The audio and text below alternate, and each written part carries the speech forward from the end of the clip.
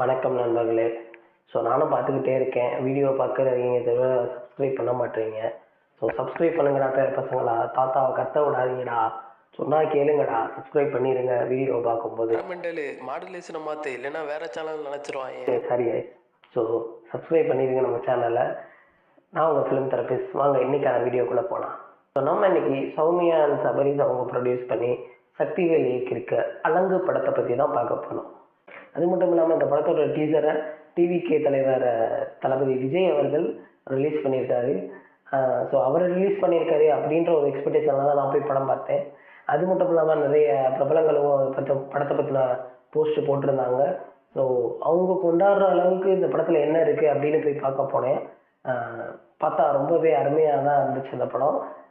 எக்ஸ்பெக்டேஷனை 100% பூர்த்தி பண்ண படம்னா இந்த படத்தை சொல்லலாம் அலங்கு. இந்த படத்தோட கதையை பற்றி பார்த்தோம்னா, கோயம்புத்தூர் பக்கத்தில் ஒரு மலை கிராமம் வருங்க.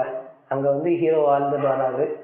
அவர் காலேஜ் படிக்கிற பையன் அந்த மாதிரி தான். அங்கே குலைக்கிது பார்த்தீங்களா நாய், இந்த மாதிரி ஒரு நாய் அவர் கண்ணில் படுது. அதை அவர் வளர்த்துட்டு வராரு. அப்படியே கேரளா பக்கம் போனால் அங்கே நம்ம செகண்ட் ஹீரோ வில்லன் என்னன்னாலும் சொல்லிக்கலாம் அவரை. அவருக்கு ரொம்ப நாளாக குழந்தை இல்லை. அதுக்கப்புறம் பார்த்தீங்கன்னா ஒரு பெண் குழந்தை பிறக்குது. அந்த பெண் குழந்தைக்காக என்ன வேணால் பண்ணலாம் அப்படின்ற மனநிலையில் உள்ள ஒரு ஆள் தான் அவர். அவர் அந்த ஊரில் ஒரு பிரசிடெண்ட்டாக இருக்கார். ஒரு ரப்பர் தோட்டமாக வச்சுருக்காரு. கொஞ்சம் பெரிய ஆள், அந்த ஏரியாலே கொஞ்சம் விதகை அப்படின்னு சொல்லலாம். அந்த இடத்துக்கு இவங்க வறுமையின் காரணமாக வேலைக்கு போகிறாங்க. இவர் எங்கே வேலைக்கு போனாலும் இவரோட நாய் கூடயே வந்துடும். அந்த இடத்துக்கு இவரோட நாய் வருது. அப்படி இருக்க பட்சத்தில் ஒரு நாள் அந்த பெரிய ஆளோட பொண்ணுக்கு பர்த்டே கொண்டாடுறாங்க. அந்த பர்த்டே கொண்டாடி முடித்த உடனே ஒரு திருநாய் அந்த பொண்ணை கடிச்சிருது. அப்படி கடித்த உடனே அவங்க போய் ஆஸ்பத்திரிக்கு செய்யணும், எல்லாம் ஒன்றும் இல்லை அப்படின்னு நினைக்கிறாங்க. அந்த ஹாஸ்பிட்டலில் நாய் குலைக்கிற சத்தம் கேட்டு அந்த பொண்ணு ரொம்ப பயப்படுறா அப்படின்னு ஆஸ்பத்திரி சுற்றி பார்ப்பாங்க. எங்கேயுமே நாய் இருக்காது. அதுக்கப்புறம் ஒரு பையன் ரேபிஸ் நோயால் அட்டாக் ஆகி நாய் குலைக்கிற மாதிரி குலைச்சிக்கிட்டு இருப்பான். ஐயோ இந்த மாதிரியே நம்ம பொண்ணுக்கும் ஆகிருமோ அப்படின்ற பயத்துலையும் ஒரு வித கோபத்துலையும் ஊரில் இருக்க எல்லா நாயையும் சுட்டு கொள்ளுங்கடா அப்படின்னு சொல்லிடுவான்.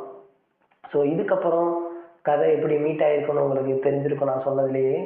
இதுக்கப்புறம் தான் கதை ரொம்பவே சூடு பிடிக்க ஆரம்பிக்கும். அடுத்து என்னன்னு உங்களை தோண வச்சுக்கிட்டே இருக்கும்.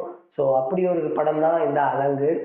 இன்டர்வல் சீனும் கிளைமேக்ஸ் சீனும் நான் எதிர்பார்க்காதது ரொம்பவே அற்புதமாக இருந்துச்சு. ட்விஸ்ட்டுன்னு சொல்ல போனால் ஒன்றும் இருக்காது, பட் உங்களை ஆச்சரியப்படுத்திக்கிட்டே இருக்கும் படம்.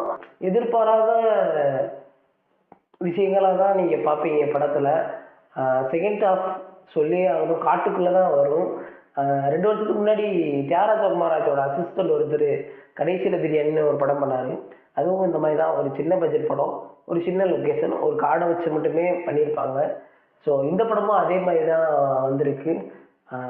ஸ்க்ரீன் பிளேலாம் பார்த்தோம்னா இப்படியெல்லாம் எழுத முடியுமான்னு தோணுது. அவங்க கதை சின்னது, அந்த கதைக்கான சீன் ஒவ்வொன்றத்தையும் ரொம்ப யோசித்து அவ்வளோ அழகாக எழுதியிருக்காங்க.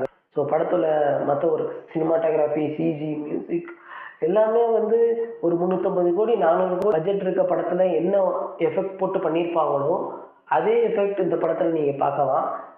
சிஜி ஒர்க்குலாம் மிஸ்டேக்கே தெரியாது, அவ்வளோ அழகாக பண்ணியிருப்பாங்க. ஆக்டர்ஸும் சரி அவ்வளோ ரியலாக அவ்வளோ அற்புதமாக நடிச்சிருப்பாங்க. கேஸ்ட் பண்ண விதம் எனக்கு ரொம்பவே பிடிச்சிருந்துச்சு. டைரக்டர் சக்திவேல் ரொம்ப நல்ல படம் எடுத்திருக்காருன்னு தான் சொல்லணும். மேக்கிங் வைஸும் சரி, ஸ்க்ரீன் பிளே வைஸும் சரி, ஸ்டோரி வைஸும் சரி, ஆக்டரை கேஸ்ட் பண்ணுற விதமும் சரி, ரொம்ப அருமையாக பண்ணியிருக்காரு. ஒரு இடத்துல கூட என்னால் குறை கண்டுபிடிக்கவே முடியலை. இந்த படத்துக்கு நான் போகலாமா வேணாமா அப்படின்னு நீங்கள் கேட்டிங்கன்னா, நீங்கள் ஒரு டாக் லவரா, இல்லை எனக்கு கதை அம்சம் உள்ள ஒரு படம் வேணும் அப்படின்னு நினைக்கிறவங்களா, கண்டிப்பாக போய் இந்த படத்தை நீங்கள் பார்க்கலாம். அந்த அளவு அருமையாக எடுத்து வச்சுருக்காங்க. இந்த படத்துக்கு என்னோட ரேட்டிங்கை பார்த்தீங்கன்னா 5க்கு 4.8 தரலாம். அந்தளவு எந்த ஒரு குறையுமே இல்லாத படம் தான் இந்த அலங்கு படம். எவ்வளோ நாள் தியேட்டரில் இருக்கும்னு தெரியாது. இந்த மாதிரி படத்தை நம்ம கொண்டாடணும். போன வாரம் விடுதலை 2க்கு ஈக்குவலாக தான் இந்த படத்தையும் நீங்கள் பார்க்கணும். அந்தளவு ஒருத்தான படம் தான் இது. தேங்க்யூ. இன்னொரு நல்ல வீடியோவில் உங்களை பார்க்குறேன். டாடா, பாய் பாய்.